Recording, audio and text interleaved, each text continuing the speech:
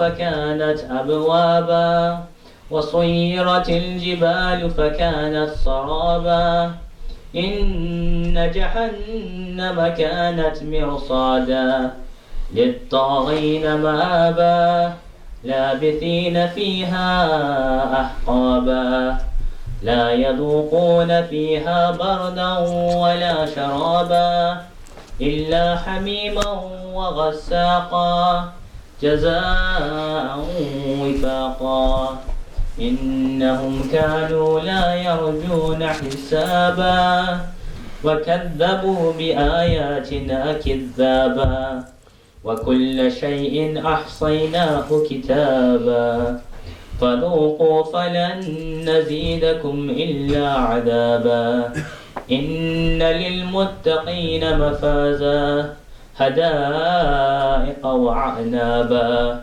وكواعب أترابا وكأسا دهاقا لا يسمعون فيها لغوا ولا كذابا جزاء من ربك عطاء حسابا رب السماوات والأرض وما بينهما الرحمن لا يملكون منه خطابا يوم يقوم الروح والملائكة صفا لا يتكلمون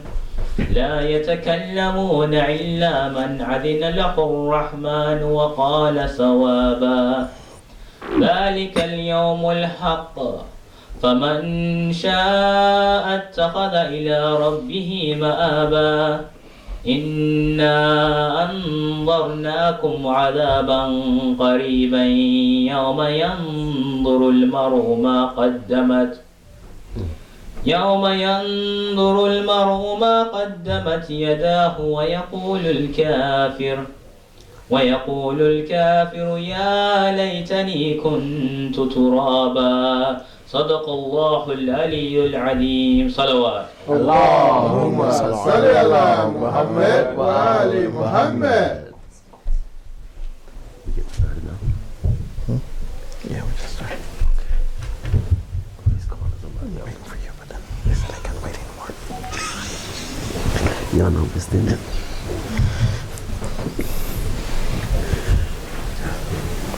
Subhanallah. Look at the face. Walaikum assalam.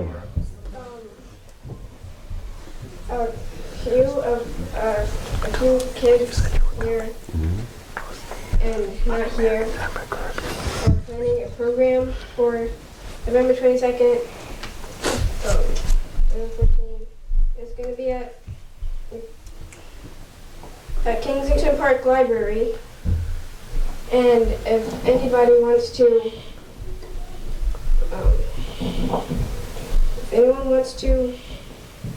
it's a art exhibit. If anyone wants to submit any art, you can go to jawadartexhibit.weebly.com and submit any art you want to. Yeah. Allahumma salli ala Muhammad wa ali Muhammad. Assalamu alaikum. Let's have another loud salawat. Allahumma salli ala Muhammad wa ali Muhammad. That was the warm-up salawat. Let's have the real salawat. Allahumma salli ala Muhammad wa ali Muhammad. Alhamdulillah. Alhamdulillah. Before we get started this evening, again, the t-shirts that you see hanging there that says Ya Hussein are available for purchase for a mere $15. So feel free to take as many as you like. And also you notice the boxes. There's a box here and one upstairs. That's for donations. So also feel free to give until at least close to hurting. Alright. And if anyone has any suggestions for programs that you would like to see here at the Muslim Community Center for Thaqalayn, please jot them down. It's leaving the table right there by the screen, and inshallah we'll pick those up and look into getting those programs started. Okay. Once again, my condolences to each and every one of you for the occasion that we gathered here, and we are blessed, truly blessed to have Sheikh Jafar here with us. I found out a little bit more about our Sheikh last night, a little more than I knew the night before. And I know, as I mentioned before, the Sheikh started his Islamic journey in upstate New York at the Medina Institute there, and then he went on to COMMUNITY to study and came back, and he was serving the community in North Carolina. But what I found out was that he also achieved a master's degree while he was there in religious study. Right? Alhamdulillah. So, Where did you get that? at Duke University. Right. And then later on he went down to Austin, Texas to serve the community there. And while he was there, he figured he might as well pick up a PhD. That's not enough. That's not enough for someone who truly loves learning. So he decided to return back to COMMUNITY to continue his studies. Wow. And I thought I was a career student.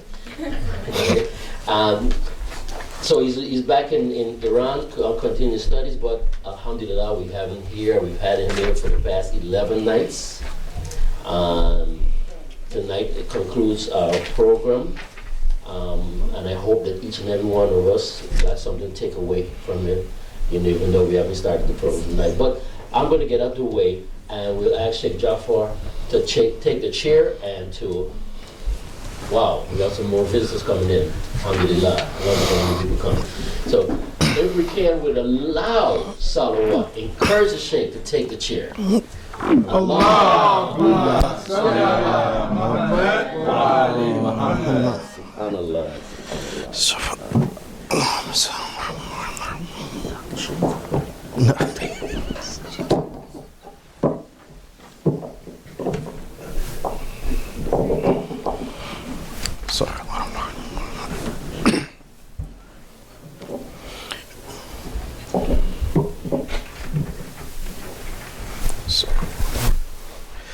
الفاتحة. بسم الله الرحمن الرحيم الحمد لله رب العالمين الرحمن الرحيم مالك يوم الدين إياك نعبد وإياك نستعين اهدنا الصراط المستقيم صراط الذين أنعمت عليهم غير المغضوب عليهم ولا الضالين. أعوذ بالله من الشيطان اللعين الرجيم. بسم الله الرحمن الرحيم وبه نستعين. ثم الصلاة والسلام على سيدنا ونبينا وحبيب قلوبنا أبي القاسم المصطفى محمد. اللهم صل على محمد وآل محمد. وعلى آله الطيبين الطاهرين المعصومين لا سيما بقية الله في الأرضين أرواحنا له فداء. أما بعد، فقد قال الله سبحانه وتعالى في كتابه الكريم: بسم الله الرحمن الرحيم. وما لنا ألا نتوكل على الله وقد هدانا سبلنا ولنصبرن على ما آذيتمونا وعلى الله فيتوكل المتوكلون. صدق الله علي العظيم. اللهم صل على محمد وآل محمد. السلام عليكم ورحمة الله وبركاته. وعليكم السلام ورحمة الله وبركاته. First and foremost, I give my condolences to each of you on the occasion which we have come to commemorate, and that is the shahadat of Imam Hussein, his family, and his companions. And before we begin this final night, concluding what we had begun since the beginning of Muharram, just want to address one issue. It's not a very complicated issues. Sometimes it may, someone may think it's complicated because this question came up several times. And that is with regards to today or this evening, whether it is Tasu'a, whether it's, Shami Ghariba. The thing is that there were actually two sightings of the moon. One sighting was sighted by a small group of individuals, and so therefore it would have made Saturday, it was the Friday or the Saturday, the day after we started our initial program, that would have been the 1st of Muharram. So this morning would have been Ashura, and this would be Sham al-Ghariba, the event that took place after the martyrdom of Imam Hussein. However, the second report was cited on Saturday, which made Sunday the first day. So then tonight would be Tasu'a, the 9th or the eve of Ashura, and tomorrow would be Ashura. So I think there was one center in the area had their Ashura program this morning, and a majority of them will have it tomorrow. So in any case, the most important thing for us is to understand the mission of Imam Hussein. That why Imam Hussein alayhi wasallam made this great sacrifice. So the entire ceremony or the discussion about Imam Hussein, whether we're one day off or exactly on date, the main thing is to understand Imam Hussein, to understand the event, to walk away with something that we can use and apply to our lives. As we mentioned that Imam Hussein's mission, as he stated himself, was to enjoin good and to forbid what was wrong. That mission also had multi-dimensions, as we reiterated last night and we have been speaking about since the beginning of Muharram. The conclusion of that mission, or at least how we walk away with something that can benefit us in our lives, we look towards verse 12 of Surah Ibrahim, because our discussion mainly revolved around verse 10 and 11 of Surah Ibrahim, the dialogue between the prophets of Allah subhanahu wa ta'ala, which we also stated that those who walk in the footsteps of the Prophet of Allah, that they also carry that message as well. And likewise, they were challenged by the challenge that those who wanted to reject their authority, as it states in, again, verse 10 of Surah Ibrahim, they also challenged that if they are claiming authority and responsibility, then bring a clear sign, bring clear authority. But whatever the case may be, we discuss those issues. So how do we, again, take that example of the Prophet and the Ahlul Bayt alayhim afdalus salatu wassalam and use that and apply it to our own lives? Verse 12 gives us at least an answer or something to reflect about. Allah subhanahu wa ta'ala says, وَمَا لَنَا أَن لَا نَتَوَكَّلَ عَلَى اللَّهِ. This is a question that each and every one of us, as we mentioned last night, must ask ourselves.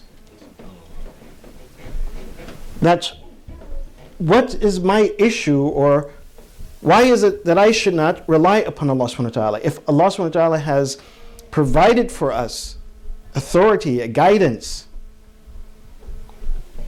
then we need to pose a question to ourselves that what is my shortcoming?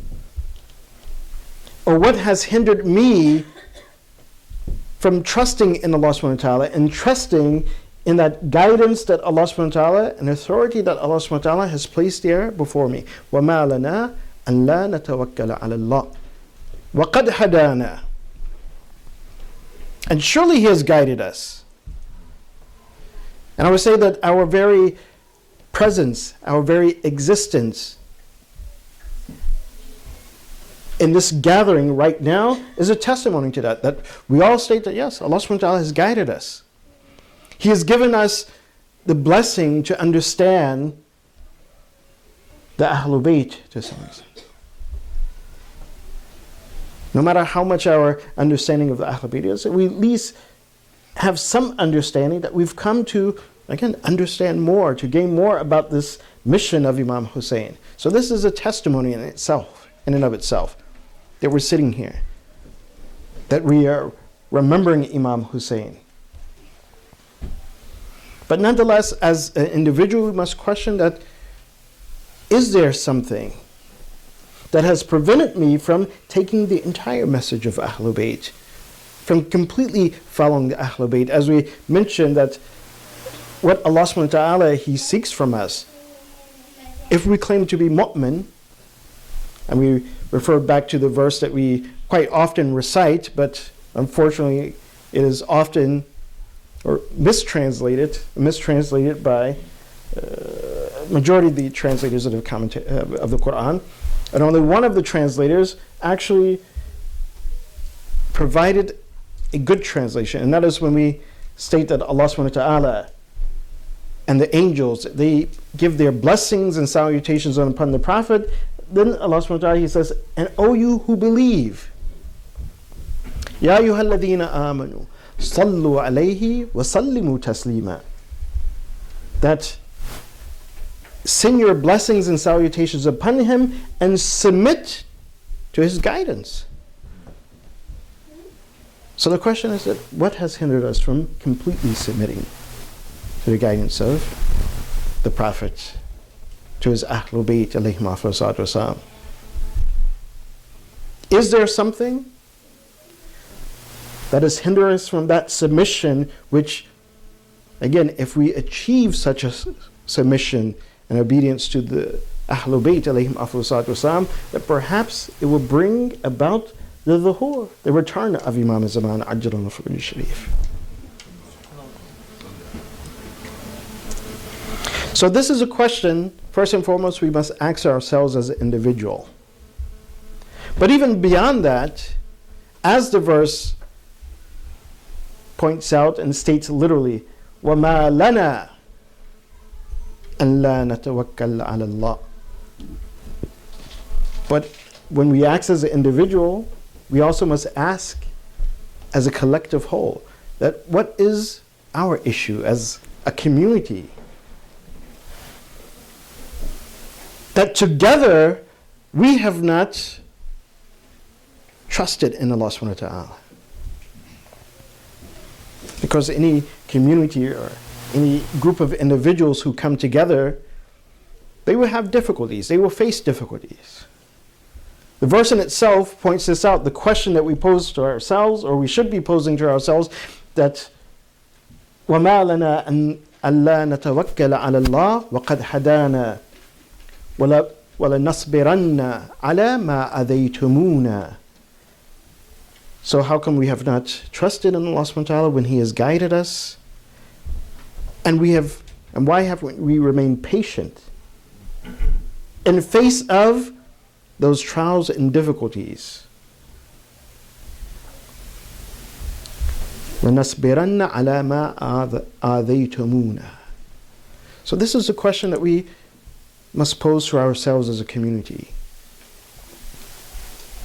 And particularly if we are interested in bringing our community or taking our community forth, raising our community, especially our youth within our community, so that they will be the helpers of Imam Zaman. That they will be like the companions of Imam Hussein. They will be like the youth of Karbala. So that means that we together, not simply as an individual must ask this question, but as a whole must ask this question, to find out that what is the key, again, to create the community because that Imam Hussein had, because that was a community. He took a community to Karbala. Not just himself, he took an entire community to Karbala. And that community was made up of men, of women, of children, individuals who their iman was the best example of Iman. So how do we do this? And coupled with that, particularly with the mission of Imam Hussein, that he said that I'm leaving to do Amr bil Ma'ruf wa Nahy al Munkar. So how do we do this as a community? Allah subhanahu wa ta'ala, He states in the Quran about the Muslims in general, but again, we can apply this to our own, you could say, microcosm of the Muslims in our own particular area. He says, "Kuntum khayra ummatin ukhrijat linnas ta'maruna bil ma'ruf wa tanhauna 'anil munkar." That He has raised you as the best ummah, the best group of people, but you're only the best when you enjoy good and you forbid that which is wrong. You're only the best when you fulfill this duty. And that is a duty that the Imams, alayhim afdhalu salam, and particularly Imam Muhammad Baqir, alayhi afdhalu salam, as we mentioned before in one of his hadith, he says this is the most important duty of a believer. Because all other obligations, they rest upon enjoining good and forbidding what is wrong. All other responsibilities, our salat, our fasting, our interaction with one another, our business, so it depends on Amr bil Ma'ruf and Nahy al Munkar. That we're keeping each other on the straight path. We're helping each other to become the best believers that we can be. We're helping one another to become the best human being that a person can become. And this is why Allah subhanahu wa ta'ala, He also says, again in another verse, about the believers. And He breaks it down to be a little bit more specific. He says, وَالْمُؤْمِنُونَ وَالْمُؤْمِنَاتِ بَعْضُهُمْ أَوْلِيَاءُ بَعْضٍ يَأْمُرُونَ بِالْمَعْرُوفِ وَيَنْهَوْنَ عَنِ الْمُنْكَرِ. That the believing men and believing women, that they have authority and guardianship over one another because they do Amr bil Ma'ruf and Nahy al Munkar. And what this means is that not only are the men and the brothers within the community reminding each other of their duties, and the women are reminding each other of their duties, but the men are reminding women, and the women are also reminding the men.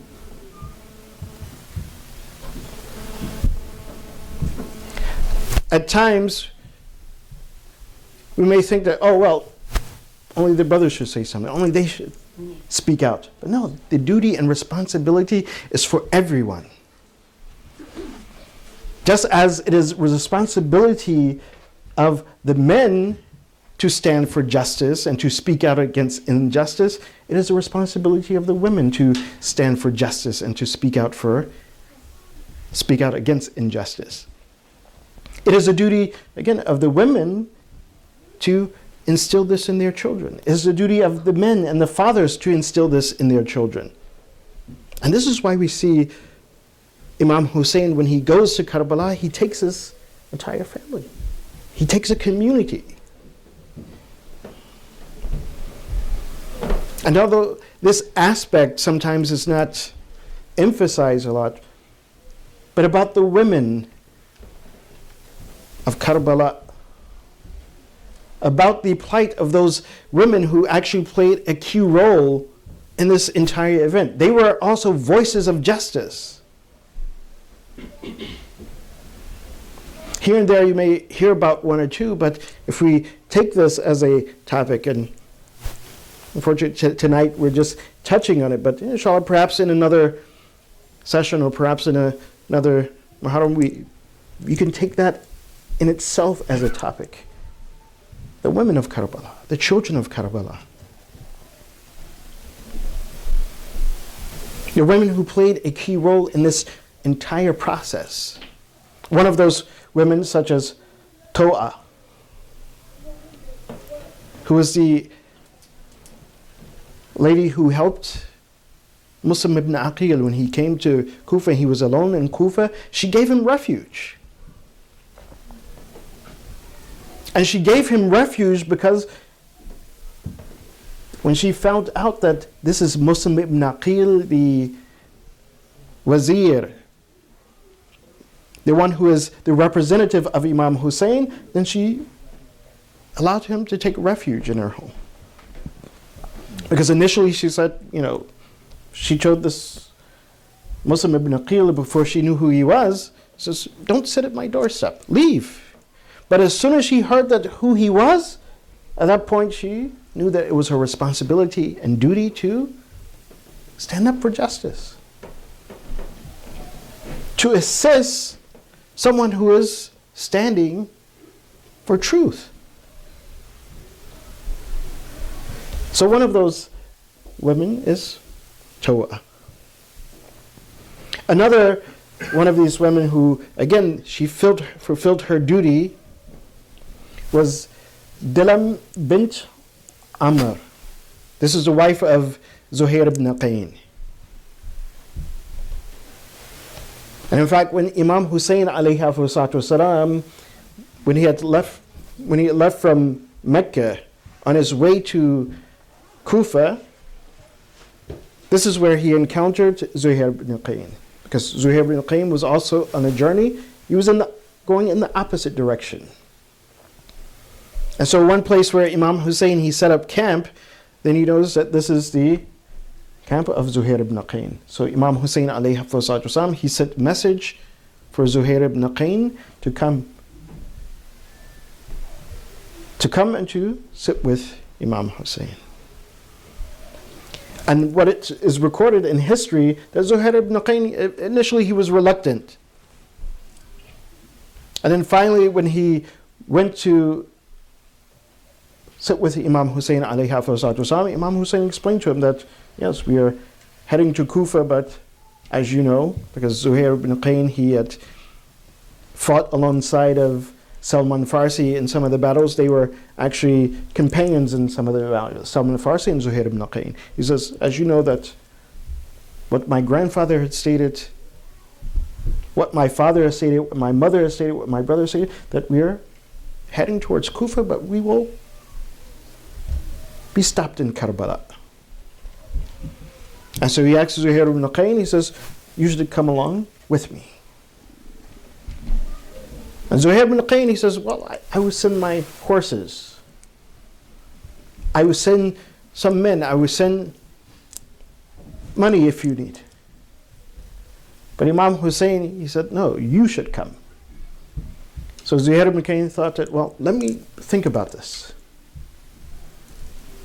And as he sat and he thought, his wife came, Dilam ibn Amr. She said, what is there to think about? This is the grandson of Rasulullah. This is Hussein ibn Ali.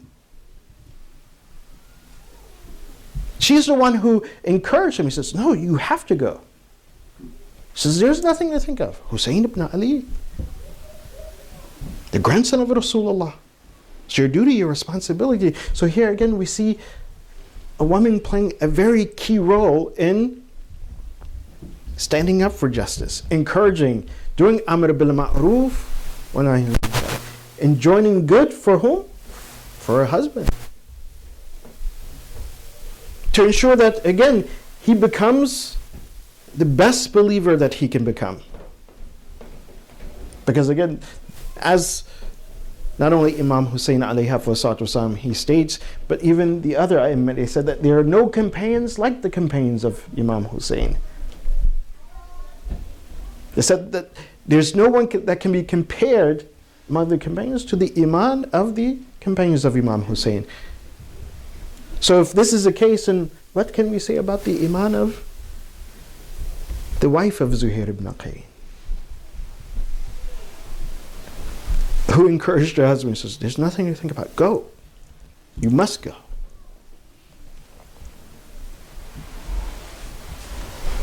Again, looking in at the events of Karbala, Wahab, Wahab, who was the wife of Abdullah ibn Umayr al-Kalbi. She was again one of those individuals that her and her husband, they lived in Kufa.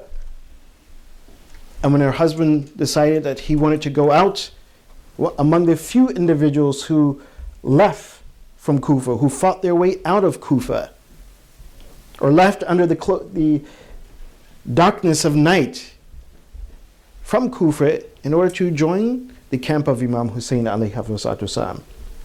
One of those individuals was Abdullah ibn Umayr al-Kalbi. And so when he stated that he's going to go, his wife Wahab, she says, well, I'm going to go also. You're not going to leave and join Imam Hussein without me joining Imam Hussein. So she went and joined her husband in the camp of Imam Hussein. And not only did she join the ranks of Imam Hussein alayhi salatu wasalam, it stated that when her husband went to seek permission from Imam Hussein alayhi salatu wasalam to go out and to protect the household of Rasulullah, they said that Abdullah ibn Umayr, he mounted his steed and he went forth, and as he went forth, said Wahab, she grabbed a pole to go and fight in Karbala. She didn't have a sword, but she grabbed the pole, and Imam Hussein alayhi salatu wasalam, he stopped her. He says, Wahab, it's not your duty and responsibility to go fight. But to this extent, she was passionate about fulfilling her duty, her social and political duty and responsibility of the time. Imam Hussein says, you're not obligated to fight. Stay back. Let your husband go. And when he goes, you will reap the reward. Because again, you were there as a support for your husband. You were there, again, wanting him to do the right thing and to be the best mu'min that you can be. But as it is also recorded that after, or around the time that her husband became shaheed, became martyred, Shimr, he sent out one of his servants and he killed the wife of Abdullah ibn Umayr. He killed Wahab. Because once her husband was martyred, she also, again, she began to speak out against the enemies, that you're attacking the household of Rasulullah, that you will be cursed, that you will go to hell. She, again, didn't hold her tongue with regards to justice. And then so she was killed by the servant of Shema. She had also encouraged her son Wahab. He went out and he also fought in the battle of Karbala. So we find these examples of women. Khalaf, the wife of Muslim ibn Awsaja. Again, another example. And of course we know the example of Muslim ibn Awsaja himself, who was one of the great companions, not only of Imam Hussein, but of Amir al-Mu'mineen Ali ibn Abi Talib. And Khalaf, again, encouraging her husband, encouraging her son to go and to stand for justice. And this is there in Karbala, before Karbala.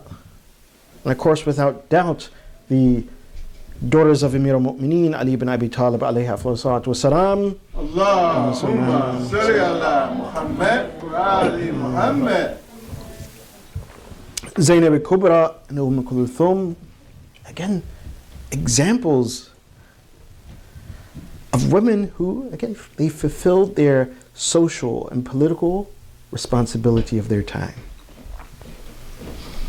And it wasn't that, oh no, this is only a moment that men, that they need to fulfill their duty, that only men need to do Amr bil Ma'ruf and Nahy al Munkar.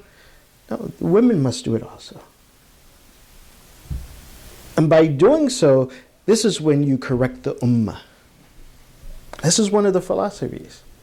If someone asks, why did Imam Hussein take his family? He said he wants to do what? Islah ummati jaddi, to correct the ummah. Not simply correct the men, but to correct the entire ummah.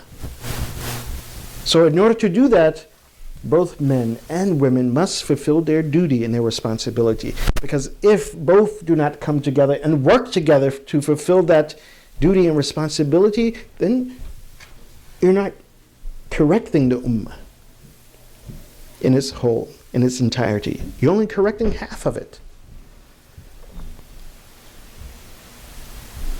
And to show you the truth of this, again, look to the example of Karbala. Look what happened. Look at what led up to Karbala. That on one hand you have the example of the women of Karbala who are supporting justice, who are supporting truth, so that the banner of justice can be raised in Karbala and after Karbala, in the aftermath of Karbala. But before Karbala happened, we see that Ibn Ziyad, when he went into Kufa, one of the things he did, he put out word telling the women, bring the swords of your men, of your husbands, of your sons, and in exchange for their swords, I will give gold. And of course, this is what the women did. They convinced their husbands that, give us your swords, we will give it to Ibn Ziyad, and we will get gold in return. A majority did this. Only a handful did not. Like Khalaf, the wife of Muslim ibn Awsajah, Wahab, the wife of Abdullah ibn Umair, who were in Kufa. They refused to surrender their swords. And they became Shaheed of Karbala. So again, in order to build a community, in order to correct and to raise up a community to that point which Allah subhanahu wa ta'ala, He describes the ummah as khayru ummatin ukhrijat linnas. Then it's not just the duty of the men, it's the duty of the women. And they must help one another together to be the best human beings they can be, to be the best mu'min and believers that they can be. And this is a question, as, again, going back to that question that Allah subhanahu wa ta'ala, He indicates in verse 12 of Ibrahim, وَمَا لَنَا أَن لَا نَتَوَكَّلَ عَلَى اللَّهِ. That what may hinder us from fulfilling this duty, relying upon Allah subhanahu wa ta'ala, when He has, again, He has given us the means, He has given us the way, He has explained for us that how to do Amr bil Ma'ruf, how to do Nahy al Munkar. And when we begin to do this, again, looking at the future, this is another very critical point. Again, when we want to gain from the mission of Imam Hussein alayhi salatu wasalam, and also implement it in our communities to develop strong and healthy communities, that our vision and our focus should be on the future. And I say this because, again, in my experience, sometimes that we see communities when they begin to develop, they will develop in two different ways. Some will be healthy, and this is if that community has a vision. And that vision is not simply for here and now. That vision is for tomorrow. Because if the mission, if the sacrifice of Imam Hussein was for the here and now, that we see that, yes, Imam Hussein was martyred. If you're looking at it from a purely worldly point of view, then what did he achieve? He was martyred. His family was martyred. And again, this is what Umar ibn Sa'd, this is what Yazid, when they encountered the Ahlul Bayt, this is what they were saying. That, have you not seen what Allah has done to you? He's killed your men. But today we can ask that, yes, we see what Allah subhanahu wa ta'ala has done, that He has raised a banner of truth. He's instilled within us consciousness about what is right and what is wrong. So our communities must, again, benefit from this, take from this mission of Imam Hussein. And when we build our communities, we don't build it for here and right now. If we build it for here and now, then we'll fall into this, I would say, into this fallacy that, oh, I want my center to be this way and this way. Myself as an elder, as an adult, oh, well, I'm putting my money here because I want to see this, I want to see that. Rather than thinking that, what do my kids need? What do my children need in order to understand their religion? To understand the Quran, to understand the teachings of Ahlul Bayt alayhim afdal salatu wassalam. Because if we only think for here and now, then yes, our communities will suffer, as many communities are. But if we're thinking of the future, that I'm establishing something, because in order to correct the ummah, as Imam Hussein he wanted, he knew it wasn't going to happen immediately. He had to make a sacrifice. But in the end, that sacrifice would pay off.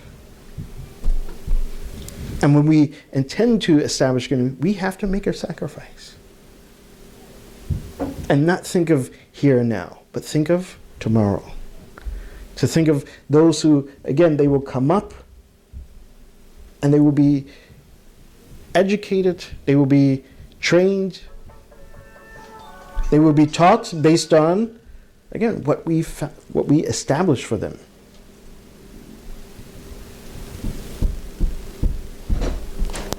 And we need to constantly remind ourselves of this. The men reminding themselves, the men reminding the women reminding themselves, and the women reminding the men. And this way we will, again, truly benefit from the mission of Imam Hussein. We will truly be able to train our youth to be like the youth of Karbala. To raise our youth to be like the Qasim, the Muhammad, the Aoun. To be like these youth who went forth and sacrificed their lives, who went forth to be a voice of justice, meaning at the young age of 10, 11, some of them 13, that they understood what it meant to be or stand on the principle of righteousness and justice. And we see this throughout the plight of Imam Hussein. We see it that when Imam Hussein, he stood alone and there was no one with him because all of his companions, they went forth, they sacrificed themselves. His family, his Ahlul Bayt, they had all been martyred. And as Imam Hussein, as he stood alone, said that he made this statement, the famous statement that is so often repeated in the month of Muharram. Repeated even outside the month of Muharram. And is repeated so that we may reflect upon it, that what is our response to that call of Imam Hussein? هل من ناصر ينصرنا وهل من مغيث يغيثنا. That is there anyone who will help us? Is there anyone who will come to our aid? Is there anyone who will help the household of Rasulullah? It said that when this cry was let out by Imam Hussein, Imam Zain al-Abidin, who had been ill throughout the trip, he heard Imam Hussein make this call. And so he called for his aunt Zainab. This is, oh my aunt Zainab, bring me my sword. So Zainab, salamullah alayha, she brought the sword to Imam Zain al-Abidin. He says, Ya Zainab, oh my aunt Zainab, bring me my staff, bring me the staff so I can lean upon it. And Imam Zain al-Abidin, with the staff in one arm, leaning upon it, and his sword in the other, he came to the edge of the tent because he wanted to respond to the call of Imam Hussein. When Imam Hussein, he saw that Imam Zain al-Abidin, he had to come to the tent, he said, Ya Zainab, oh my sister, that return him back to the tent. He says, because if he is shaheed today, then the ummah, the family will be left without a leader. That return him back. Zainab, salamullah alayha, she returned Imam Zain al-Abidin back into the tent. Imam Hussein, he said that sometime after that he came back to the tent to bid a final farewell to the women, to the children. At one point it says that he went into the tent with Imam Zain al-Abidin, telling Imam Zain al-Abidin that today is not your battle, that you must stay so that there will be an Imam after me. But Imam Zain al-Abidin, he would ask that you made this call and I wanted to respond. I wanted to know that if there was no one, then I'm here to answer your call. And why is there no one to answer your call? But what has happened to my uncle Abbas? What has happened to my brother Ali al-Akbar that now you're calling for help and there's no one that will come to your aid? Imam al-Hussein, he said with regards to all of these individuals, qutil, that they are all martyred. In this farewell that Imam Hussein was giving to his son Zain al-Abidin, to the women, at one point, Zainab al-Kubra, she came to Imam Hussein, bringing the young baby of Imam Hussein, Ali al-Asghar. He says, oh my brother Hussein, this young child of yours, that he has not been able to nurse, that his mother cannot nurse him because she is thirsty. And so therefore she is not producing milk, so he has not been able to drink. So take him, perhaps you can get some water just for this little baby. So Imam Hussein, he took Ali Asghar, according to some reports, he took Ali Asghar and he went forth facing the enemy, stating that إِن لَمْ تَرْحَمُونِي فَارْحَمْ هَذَا الْطِفْلِ. He says, if you do not have mercy upon me, then please have mercy just upon this baby. That what has he done? He has no sin. That this young baby, that he can't even pick up a sword, that your fight is with me. So take this young baby. Imam Hussein, according to some reports, he says that if you think that I'm trying to get water for myself, he says, I will give my son to you, that you keep him with you and you keep him on your side and you give him water. At this point, it said that the army became split, the army of Umar ibn Sa'd. Some were saying, give the baby drink. That's why? This is just a young baby. And a part of the army, they were saying, no, kill him. At this, Umar ibn Sa'd, he said that he called Hurmala. He says, Ya Hurmala, qatta' al-niza' al-qawm. He says, stop this debate between this army, because Umar ibn Sa'd, he was afraid that part of the army would turn against him. So Hurmala, he says, what should I do? Umar ibn Sa'd said to Hurmala, that you are an expert archer. Shoot him. So Hurmala, he shot an arrow that pierced the throat of Ali al-Asghar.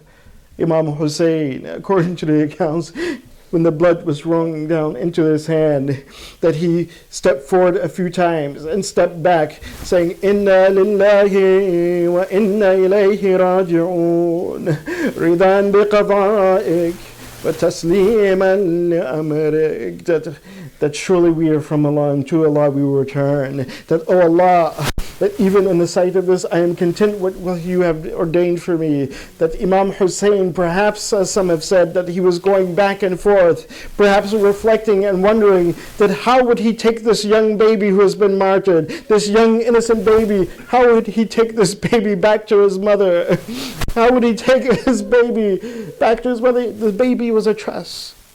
So he said that Imam Hussein, as he went forth to the khayma, to the tents of the shuhada, that Imam Hussein, he dug a grave, and this was the only shaheed that was buried at that time. All the other shaheed, they were in the tents, but Ali Asghar, he made a small grave and he buried Ali Asghar. But when we look at the ruthlessness, the injustice and the oppression of those who were fighting Imam Hussein, that once they had decapitated all of the heads of the shuhada, and Ibn Hudisat, he began to count. He said that there's one that is missing. And his army said that, what? We have all of the shuhada. They were there in the tents. We have their heads. He says, no, there was one. He says, and this was the baby of Hussein ibn Ali. So he ordered his army to take their spears and begin to pierce the sands of Karbala until the body of Ali al-Asghar was pierced. And they brought the body of Ali al-Asghar up and they decapitated the head of this young innocent baby. على لعنة الله على قوم الظالمين وإنا لله وإنا إليه راجعون وسيعلم الذين ظلموا وأي منقلب ينقلبون اللهم بحق هذه المجلس الحسينية اغفر ذنوبنا واستر عيوبنا وقضي حوائجنا واشفي مرضانا وارحم أمواتنا وعجل فرج مولانا صاحب العصر والزمان وجعلنا من أعوانه وأنصاره والمستشهدين بين يديه وتحت لوائه. O Allah, by the blessings of this morning ceremony for Imam Hussein, forgive our sins, cover our shortcomings,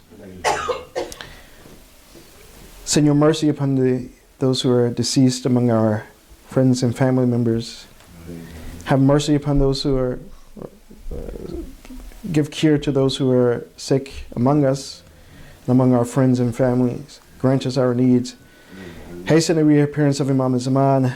Make us among his helpers, his companions, and those who will sacrifice their lives for him. And for the welfare of the Ummah, for the welfare of those who are oppressed in this world, for the hastening reappearance of Imam Zaman, so that he may establish justice, as our world has been filled with injustice, corruption, and tyranny. Let us recite Amma Yujib. Bismillahir Rahmanir Rahim.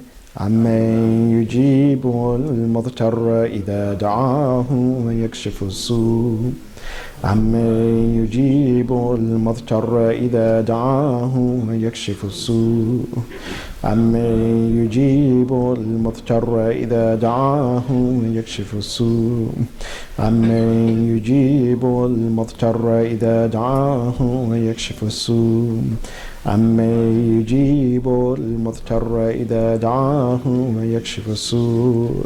Fatima Hussein. Yeah. اللهم صل على محمد وآل محمد.